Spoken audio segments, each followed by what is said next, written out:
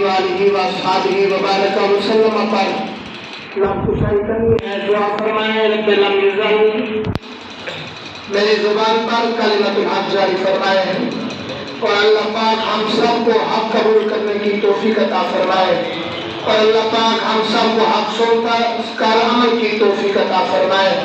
سامعین محترم جو آیت بگیرہ تلاوت کی ہے اللہ پاک جل مجدہ الکریم نے ارشاد فرمایا ان الذين يؤذون الله ورسوله لعنهم الله في الدنيا والآخرة، بے شک وہ لوگ جو ایذا پہنچاتے ہیں اللہ اور اس کے رسول کو لعنهم الله في الدنيا والآخرة، اللہ فرماتا ہے ان پر اللہ کی بھی لعنت ہے، ان پر اللہ کے فرشتوں کی بھی لعنت ہے اور ہر انسان کی لعنت ہے، حتیٰ کہ جو شخص لعنتی ہے لعنتی شخص کی بھی اس پر لعنت ہے۔ فی الدنیا والآخرہ، دنیا میں بھی لعنت ہے آخرت میں بھی لعنت ہے۔ وَأَعَدَّ لَهُمْ عَذَابًا مُهِينًا، صرف لعنتی کہا کر اسے لعنتی کہہ کر بات ختم نہیں ہو جائے گی بلکہ وَأَعَدَّ لَهُمْ عَذَابًا مُهِينًا، دنیا میں بھی اسے دردناک عذاب دیا جائے گا، آخرت میں بھی اسے دردناک عذاب دیا جائے گا۔ دنیا میں اس کی سزا یہ ہے کہ اسے جہاں بھی ملے اسے قتل کر دیا جائے، آخرت میں اس کی سزا جہنم ہے۔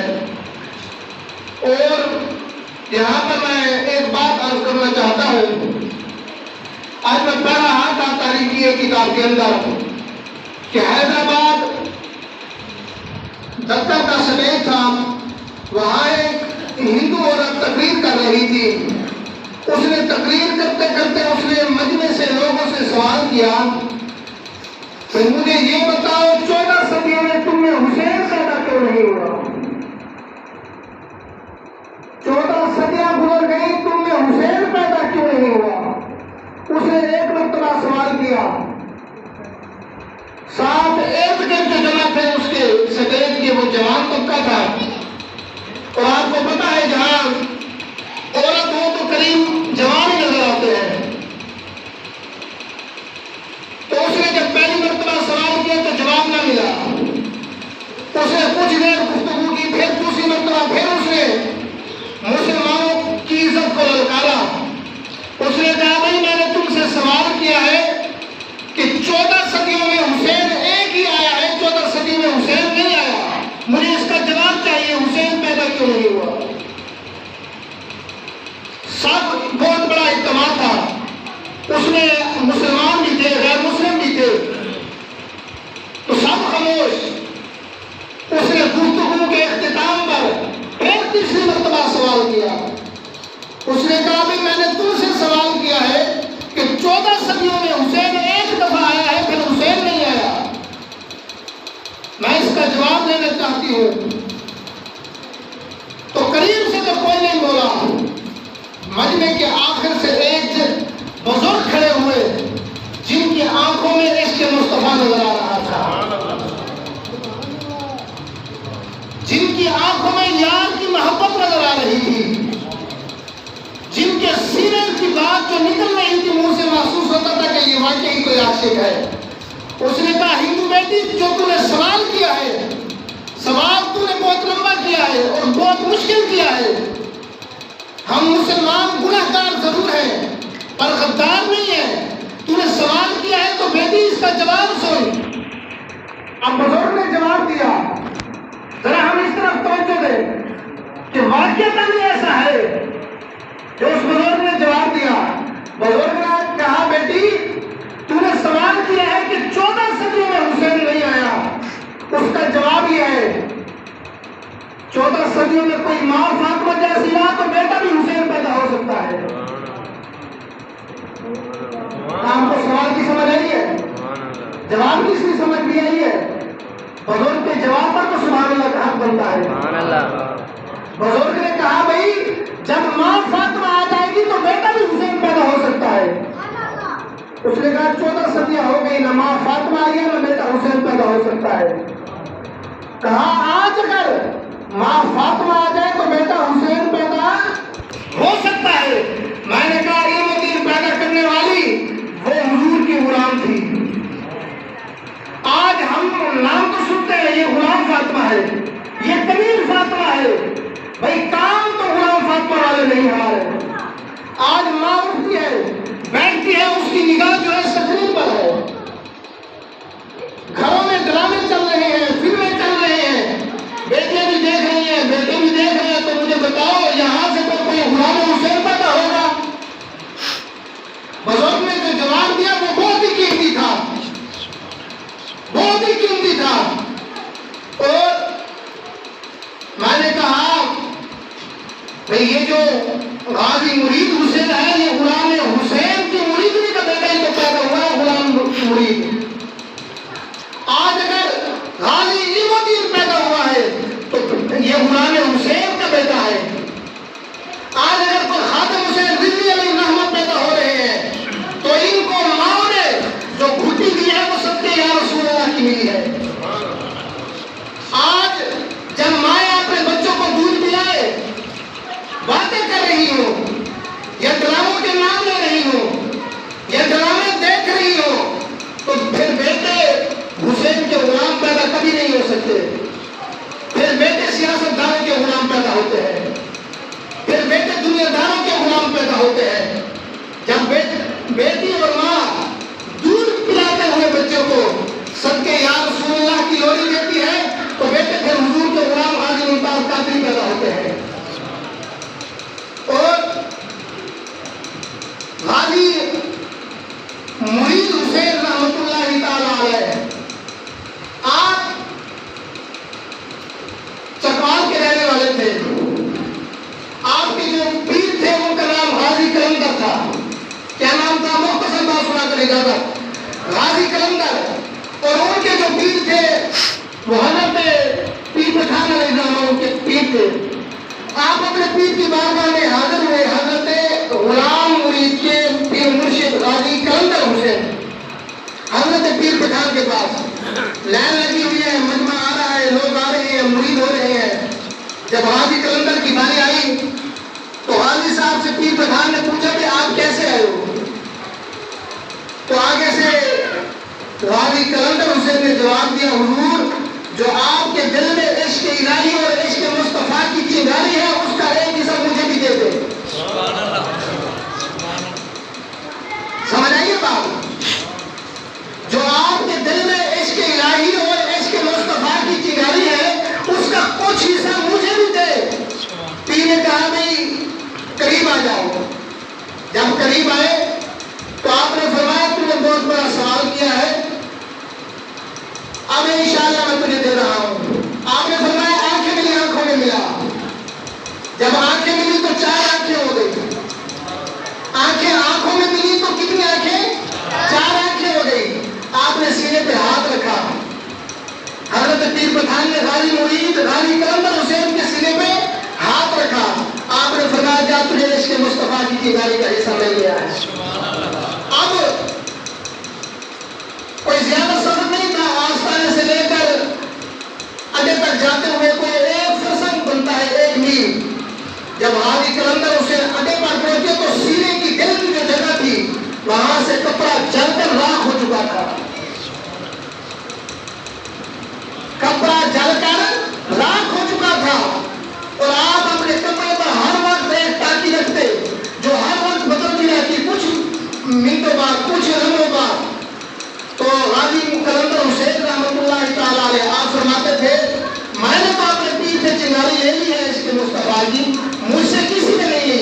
फिर गाजी मुरीद हुसैन आए, उन्होंने कहा हुजूर जो आपने पीर से इसके मुस्तफा की चिंगारी ली है वो मुझे भी देना। फिर आपने ली, गाजी मुरीद हुसैन ने वो चिंगारी ली अपने पीर से।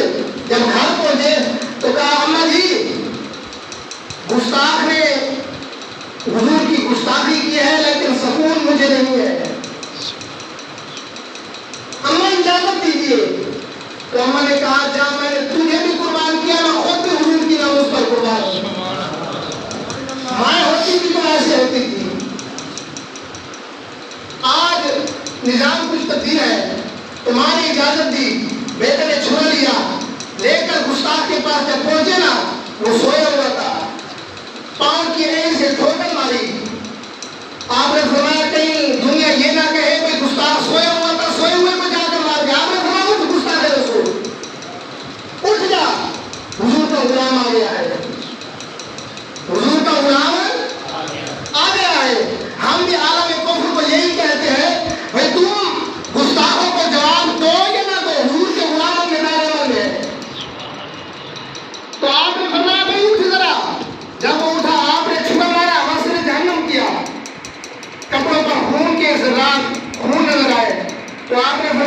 پہلے ہی پلیت تھا، اب کپڑے بھی میرے پلیت ہو گئے، ساتھ تالاب میں گئے، اپنے کپڑوں کو دھویا، لوگ اکٹھے ہو گئے۔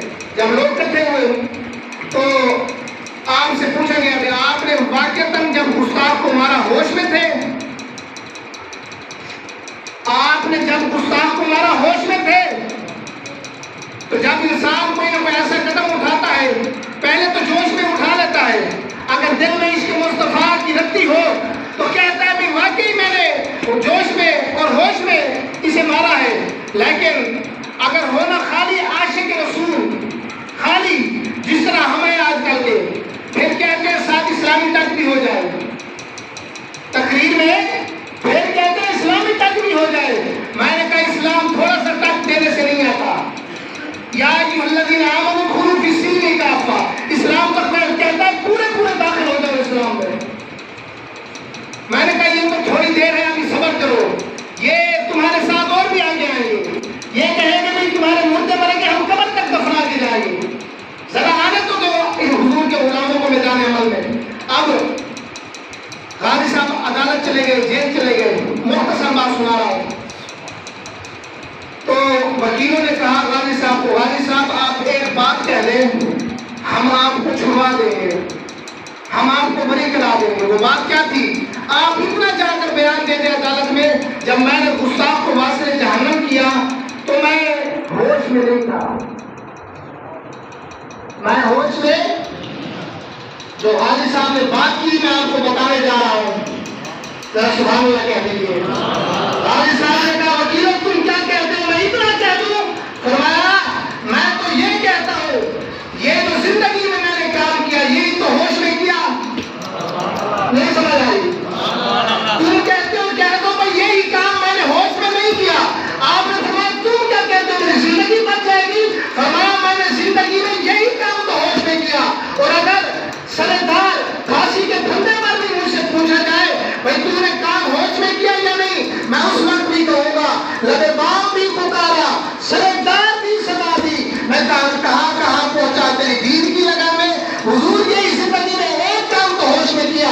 اب وکیلوں نے سوچا بھائی ایک اگر طریقہ ہے وہ کر لے تو غازی صاحب بچ جائیں گے۔ انہوں نے کہا کہ آپ کے پیر کے پاس چلے جائے، اور پیر کو لے کر آئے غازی صاحب کے پاس۔ پیر کہتے بھائی آپ یہ کہتے میں نے ہوش میں کام نہیں کیا، جوش میں کیا ہے، تو پھر یہ اپنے پیر کی بات مان جائیں گے۔ آج ایسا ہے نا مرید پیر کی بات بڑی مانتے ہیں، اگرچہ والدین کی نہیں مانتے، پیر کی مانتے ہیں، پیر ان کے والدین سے بڑا پیر ہے۔ تو اچھا جب پیر کی بارگاہ میں آئے مرید تو اس وقت تو پیر کلندر غازی کلندر حسین نے کہا کہ ٹھیک ہے میں کہہ دیتا ہوں، لیکن جب تھانے میں اس جگہ جہاں غازی صاحب قید تھے اس جگہ پیر آئے نا اور مرید دیکھ رہا تھا، جب پیر کی نگاہ مرید پر پہنچی، پیر کی نگاہ مرید پر پڑی تو پیر کی بھی چیخیں نکل گئیں۔ آپ نے جملہ کہا اپنے مرید کو، آپ نے فرمایا بیٹا آپ نے اس موقف پر اور اپنے بیان پر ڈٹے رہنا، پیچھے نہ ہٹنا۔ پیر آئے تھے اس لیے کہ بیٹا اپنا بیان بدل لو زندگی بچ جائے گی، لیکن جب مرید کو دیکھا نا پیر تاب اٹھے، آنکھوں سے آنسو آ گئے، کہا بیٹا اپنا بیان نہ بدلنا، زندگی دے دینا، بیان نہ بدلنا۔ تو مریدوں نے کہا حضور ہم تو آپ کو اور قسم کے لیے لائے تھے۔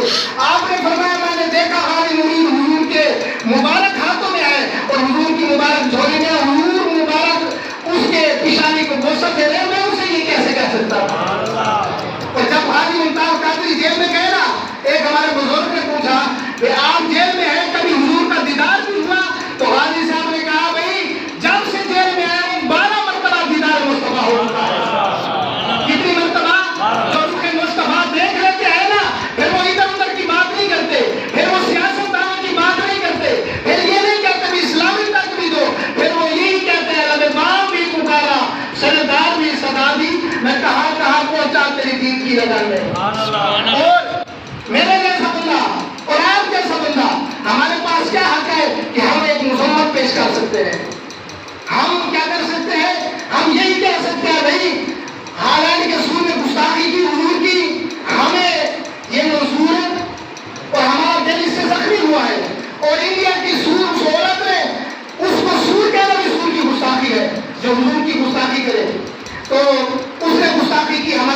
زخمی. یہ ہم کہہ سکتے ہیں جن کے پاس اقتدار ہو، جن کے پاس سارا یہ ملک چلا رہے ہو. بھائی وہ جواب یہ نہیں دیتے، وہ یہ کہتے ہیں اسے سزا دو یا اس کے ساتھ تم لا تعلقی کرو. اگر نہیں کرتے تو پھر ہوری آیا. جس طرح بابا جی فرمایا کرتے تھے پھر ہوری، بولیے تو صحیح، پھر دراز تک، پھر خالد تک، پھر یہ سارے آئے. لیکن اگر دل میں اس کے مصطفیٰ ہو تو پھر یہی جواب بن سکتے ہیں، اگر نہ ہو تو پھر ایسا نہیں ہو سکتا. اور ہم دعا کرتے ہیں اللہ پاک ہمیں کوئی محمد بن قاسم کا جانشین عطا فرمائے. سارے آمین کہہ دیجیے. یہ ہمارے اعمال کا سبب ہے جو ہم بھگت رہے ہیں. ابھی بھی قوم تبدیلی کے نعرے سے مزے لے رہی ہے، ابھی بھی تبدیلی کی باتیں ہو رہی ہیں اور ابھی بھی چوروں کے ساتھ ملے ہوئے ہیں. میں نے کہا اگر یہی حالات رہے نا تو پھر انتظار کرو آگے تمہارے ساتھ ہوتا جائے. اور دعا فرمائے اللہ حضور کا غلام عطا فرما دے. میں نے نعرہ لگانا ہے، 2 منٹ لگ جائیں گے اس پہ. اور آج علماء نے کار دی ہے احتجاج کی. چلو روڈوں پہ جانا تو قسمت والوں کی بات ہے، نصیب والوں کی بات ہے. یہاں تو ہم ریکارڈ کرا سکتے ہیں نا.